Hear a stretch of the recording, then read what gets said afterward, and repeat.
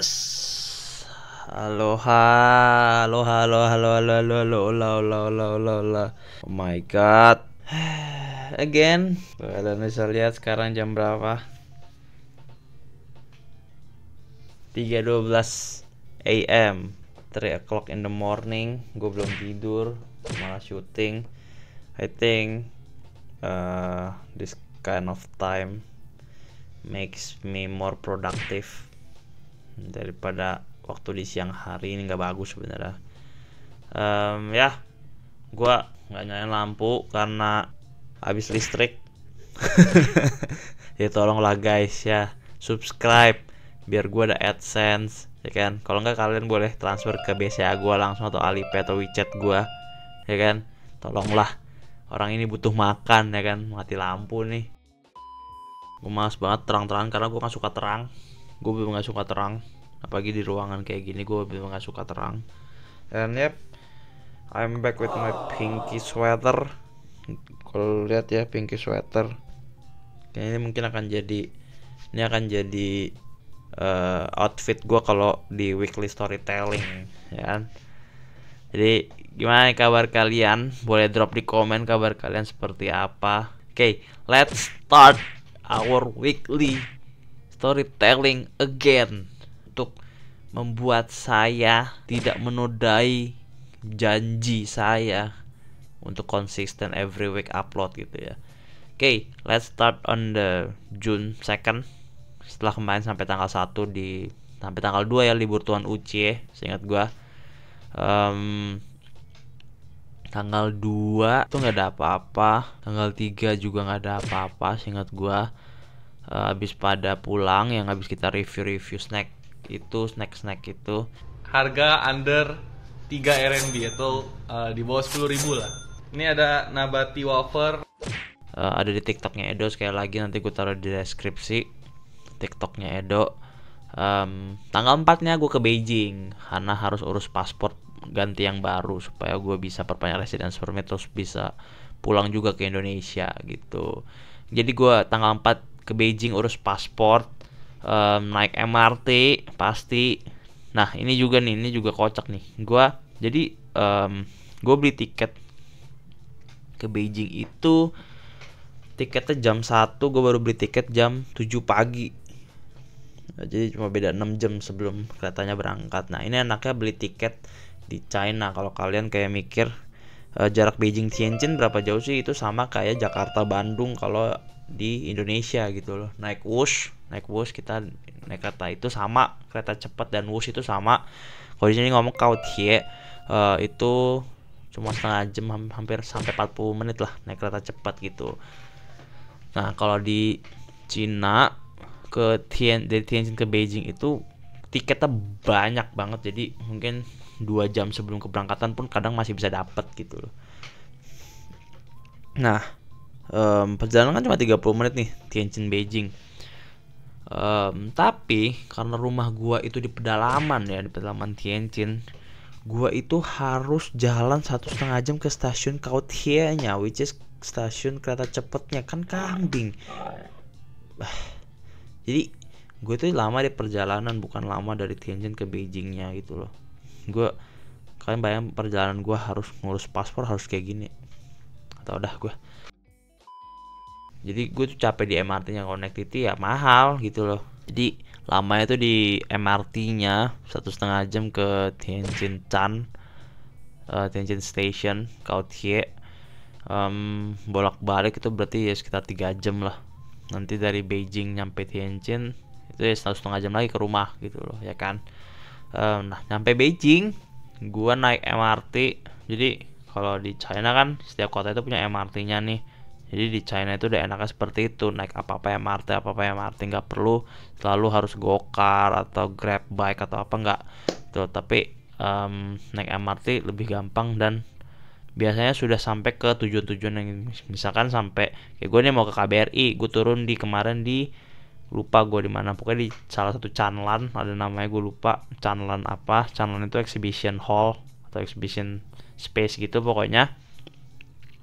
Dari situ tinggal jalan berapa ratus meter nanti sudah sampai di KBRI Beijing gitu loh, untuk ngurus paspor dan lain-lain ya kan.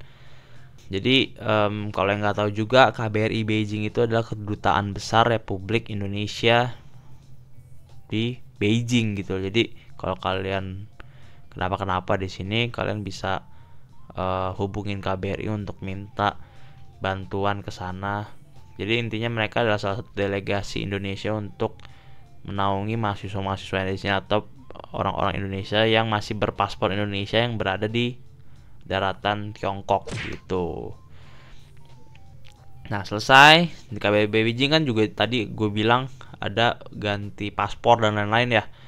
Nah itu juga bisa di situ. Jadi dari Beijing, dari KBRI gue pulang ke Tianjin sorenya langsung, karena emang sedekat itu jaraknya Tianjin Beijing. Bahkan gue beli tiket Beijing ke Tianjin itu tiketnya jam 5, gue baru beli tiket setengah 4. Jadi kelar foto langsung gue beli tiket, langsung gue berangkat lagi ke Beijing South Railway Station ya kalau nggak salah, Beijing Nancan. Jadi gue langsung berangkat ke sana jam 5, langsung pulang ke sampai Tianjin jam 6-an gitu. Karena memang sedangkan itu Tianjin Beijing. Jadi dulu gue ada di kota lama, which is di Liuzhou, itu jauh ke Beijing. Gue selalu berharap gue bisa ke Beijing suatu saat nanti, dan anjir gue baru sadar ya, Tuhan baik banget ke gue. Wishlist gue terpenuhi dengan gampangnya. Gue dikasih sekolah di Tianjin, yang dulu gue nggak tahu Tianjin itu deket Beijing. Jadi gue cuma tahu, pokoknya tahu Tianjin University itu salah satu sekolah top.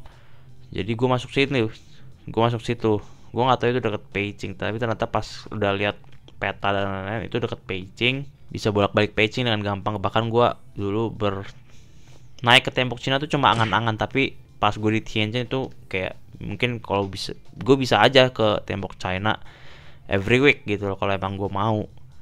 Dan itu berkat Tuhan sih, gue baru sadar juga itu kayak Tuhan baik banget. Wishlist gue yang dari 2018-2019 berkejadian mungkin 6 tahun berikutnya. Gokil sih, maksudnya gue nggak kebayang 6 tahun berikutnya gue baru bisa kayak sedekat ini sama Beijing gitu loh ya kan. Nah oke, next sudah pulang, kira makan, pulang langsung aja. Tadi gue bilang jauh itu. Tanggal 5 nya gue ada tanding fakultas, pertandingan terakhir teman-teman. Tapi the result is not quite good, kalah 1-0, tipis. Tapi ya kita udah ngelakuin apapun yang bisa kita lakukan di lapangan. Kita keluar menyerang, nggak bertahan, tapi ya the result masih nggak berpihak sama kita, dan ya that's life. Ini juga udah tahun terakhir gua, jadi gue kayaknya ini akan jadi pertandingan, kemarin adalah pertandingan terakhir gue untuk fakultas gue, dan next event competitionsnya akan buat anak-anak baru yang akan melanjutkan tongkat estafet gitu. Nah pulangnya setelah pertandingan itu gue tiba-tiba ada gue nggak ada rekamannya, tapi gue ada salah satu radio itu mewawancarai gue lewat telepon langsung gitu ya. Mereka nanya-nanyain karena malamnya tanggal 5 Juni itu kan Indonesia main lawan China gitu loh, jadi di GBK kan. Jadi gue diwawancarai gimana kondisi di sini dan lain-lain. Kalau misalkan di FYP kalian lewat kayak nonton Indonesia di kandang lawannya gini. Well, banyak yang bilang kayak tegang atau apa, enggak gitu loh. Menurut gue ya ini POV dari gue yang memang gue sering ketemu sama teman-teman gue, banyak orang Chinese asli sini juga gitu loh. Mereka fine. Memang ya mungkin balik lagi tergantung persepsi masing-masing pihak ya. Kalau gue sama teman-teman gue mungkin sudah sering main, jadi ya I know lah kalau misalkan ya kayak teman sudah kenal lah, bisa kata-kataan satu sama lain gitu loh jadinya ya kan. Jadi gue kayak gitu pas Indonesia menang, oleh Romani tiba-tiba nyetak gol juga lewat penalti itu, ya gue langsung chat mereka gitu ya kan. Jadi sudah sampai di tahap kayak gue sama mereka bukan lagi bukan lagi takut kenapa-kenapa di sini, which is juga kalau mungkin ada yang takut kenapa-kenapa kita di sini karena kita berhasil menang lawan China, enggak gitu loh. Karena menurut gue SDM di sini cukup taat. Bahkan pas di Qingdao, waktu itu gue datang ke Qingdao pas mereka main di Qingdao, mereka sangat open ke kita, walaupun memang sempat terjadi konflik ini itu ya, tapi orangnya sangat baik. Gue makan sate-satean di sana malamnya setelah nonton, mereka ngobrol sama kita fine mereka. Jadi buat gue sih kalau ada narasi yang bilang kayak sangat tegang atau apa, takut ini itu absolutely hoax pasti, karena mereka mungkin nggak tahu kondisi di China seperti apa. Karena SDM di sini menurut gue sih nggak akan se-anarkis itu, karena mereka punya yang namanya credit score gitu loh di sini untuk citizenship-nya gitu. Kalau mereka bermasalah ya credit score mereka turun gitu loh. Nah, lepas dari itu tanggal 6 gak ada apa-apa. Yang kayak gue udah pernah bilang juga, gue udah jarang ke kelas karena memang sudah tinggal ujian doang. Karena gue juga tahun terakhir, harusnya gue ngurus skripsi, tapi karena SKS gue, kalau kalian tahu mungkin SKS, kalau gue di sini ngomongnya Schweven, itu nggak cukup. Jadi gue harus ngejar dulu, nanti tahun depan tinggal ngurus skripsi gitu. Nah, tanggal 7-nya gue ada ujian Cekolisie. Damn, ini salah satu ujian yang paling sulit mungkin di fakultas gua untuk anak tahun kedua. Semangat. Nah, ujian ini basic dari segala basic di fakultas gua lah, istilah salah satu basic dari segala basic gitu loh. Cekolisie ini jadi tentang aduh gue lupa bahasa Indonesianya. Cieko struktur. Jadi literasi tentang structure, literasi dasar tentang structure bangunan gitu ya. Ujiannya jadi, nah ini fun fact lagi nih. Gua itu adalah orang yang nggak bisa tenang kalau ujiannya belum kelar. Jadi kadang ujiannya jam 2 kan. Ini kemarin ujian jam 2 sampai jam 4 selesai. Gue bisa lupa minum dari pagi bangun sampai ujian jam 2 sampai jam 4. Jadi sekitar jam 3 lewat 45 menit tuh gue sakit kepala, bener-bener sakit kepala. Gue nggak tahu, gue lupa kenapa gue sakit kepala. Kok gue tiba-tiba sakit kepala, padahal gue tidur cukup gini-gini, gue persiapin semua tidur cukup dan lain-lain gitu loh. Tapi ternyata gue baru inget di hari itu selesai ujian, pas gue kumpulin kertasnya, gue baru inget kayak gue belum minum sama sekali hari ini, gue belum makan. Oh my god gitu kan. Jadi gue jam 4 kelar, itu jam setengah 5 lah baru sampai rumah. Itu gue belum makan, gue makannya jam 5. Gue baru minum bahkan jam mungkin 4.40, 4.45 gitu. Jadi dari gue bangun tuh sampai siang gue belum minum sama sekali. Bener-bener belum minum. 4.45, 4.40 baru minum gue gitu. Jadi emang belum makan sama minumnya. Jadi gue kepala pusing, lambung sakit dan lain-lain. Itu udah biasa kalau gue lagi memang di hari ujian gitu. Karena gue nggak tahu kenapa, gue itu adalah tipikal orang yang kadang tuh bisa lupa sesuatu sampai bener-bener lupa sampai sakit dulu baru keinget, oh ya anjir gue belum ini. Gue pernah juga lupa minum nih. Gue pernah lupa minum sampai tulang belakang gue tuh sakit dulu baru gue inget kalau gue harus minum gitu loh. Jadi ini jangan ditiru ya. Ini jangan ditiru. Bener-bener jangan ditiru karena ini bener-bener ngerusak organ dalam sih. Gue juga takut. Makanya gue sekarang udah stok ini botol segede ini di kamar supaya kalau mata melek yang dilihat pertama terus botol langsung minum dulu gitu. Efek atau enggak sih jujur, kadang gue bangun duduk nggak minum kadang lupa aja gitu loh minum, padahal harusnya memang gue harusnya minum gitu ya kan, bangun minum gitu loh. Gitu. Tanggal 8 which is kemarin, ini tanggal 9 gue syuting. Tanggal 8 cuma pergi ke sekolah lama, ada teman gue ulang tahun, kita kasih surprise ke mereka. Kita kasih surprise ke dia persis di tanggal 8 ulang tahunnya. Jadi Tadinya mau tengah malam, tapi akhirnya kita mutusin buat ngasih surprise di tanggal 8 tapi malam gitu. Udah sih, sesimpel itu kita kasih surprise. Ya mungkin sesimpel itu. Kita kasih surprise ke dia, mungkin nggak mahal kita kasih surprise, tapi dia merasa kita ingat sama hari jadinya dia gitu loh, ya kan. Sesimpel itu. Sama di tanggal 8 itu, sebelum kita kasih surprise, gua ke CAUC, which is China Aviation. UC nya gua nggak tahu, pokoknya Mandarinnya Chungku Minghang Daxue. Temen gua lulus dari sana, jadi kita foto-foto graduasi semua. It's been a long time we're not riding a bike, and today we're riding a bike to CAUC to find Edo and take a picture with him.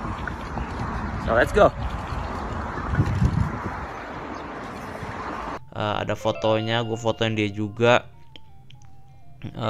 Terus kalian jalan-jalan deh di CAUC gitu loh, lihat-lihat kampusnya ada apa. Sebenarnya gue udah pernah kesana ya.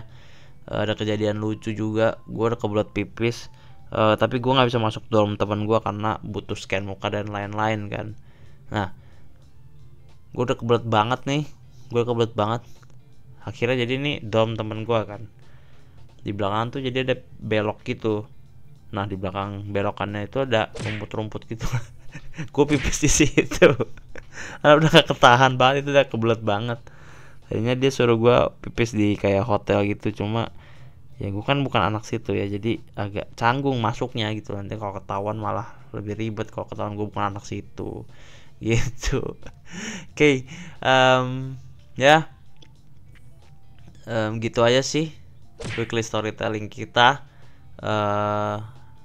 This week nggak begitu banyak perubahan juga karena benar-benar lagi bulan ujian. Gue masih ada ujian lagi 3 lagi kayaknya, 3 atau berapa ya? Iya masih ada 3 lagi, tanggal 12, 21, 22 itu gue masih ada ujian. Wish me luck. Nanti gue akan update lagi seminggu ke depan. Mungkin berarti tanggal 9, 10, 9, 10, 11, 12, 13, mungkin sampai 15 sampai 16 lah, tanggal segitu ya. Minggu depan gue juga bakal entah hari apa, gue harus ke Beijing ngambil paspor gue yang sudah jadi. Kita akan lihat. Gue ambil e-paspor kemarin, jadi kita lihat nanti paspor yang akan jadi seperti apa. Oke? Itu aja dari gue minggu ini, and I hope everything's doing fine, and I'll see you in the next video. Bye bye.